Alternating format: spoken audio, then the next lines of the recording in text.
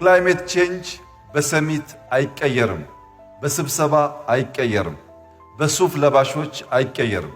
ክላይሜት ቼንጅ እጃቸውን ጠቅልለው በሚተክሉ ጀግኖች ብቻ ነው የሚቀየረው። መትከል ምግብም ነው ውበትም ነው።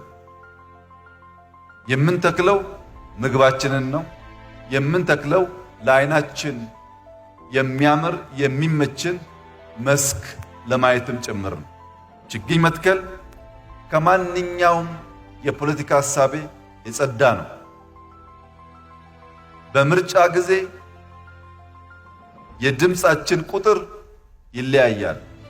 በመትከል ጊዜ ግን ከ120 ሚሊዮን ሕዝብ ይህ ተግባር ይጠበቃል።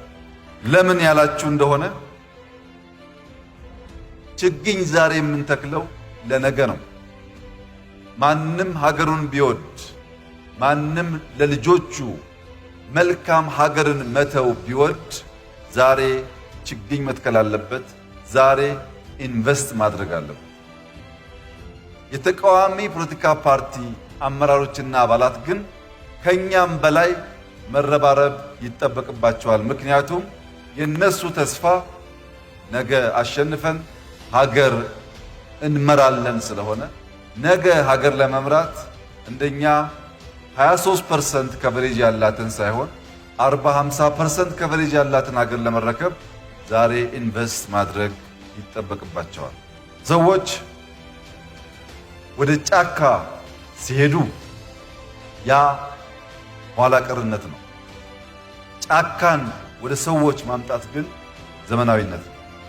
ኢትዮጵያውያን ወደ ጫካ የምንሄድ ሳይሆን ጫካን ወደ ሰዎች የምናመጣ ዘመናዊ ህዝቦች መሆን ይጠበቅብናል። እኛ ወደ ጫካ ስንሄድ በጫካ መኖር የሚገባቸው በተፈጥሮ ጫካ የነሱ የሆነ የዱር አራዊቶች ከኛ እግር የተነሳ ይደነብራሉ፣ ይሸሻሉ።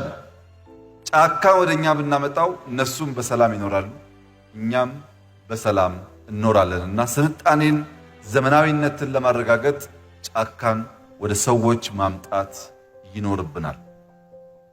ማንም ሀገር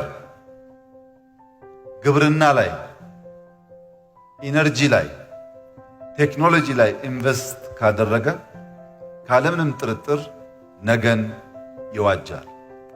ነገን ለመዋጀት ቁጥሩ እያደገ የመጣውን ፖፑሌሽን መመገብ፣ ነገን ለመዋጀት የኢንዱስትሪ መስፋፋትን ሊሸከም የሚችል የኢነርጂ ሀብት ማመንጨት፣ ነገን ለመዋጀትና አብሮ ለመጓዝ ቴክኖሎጂን ማወቅ፣ መፍጠር፣ መለማመድ ያስፈልጋል።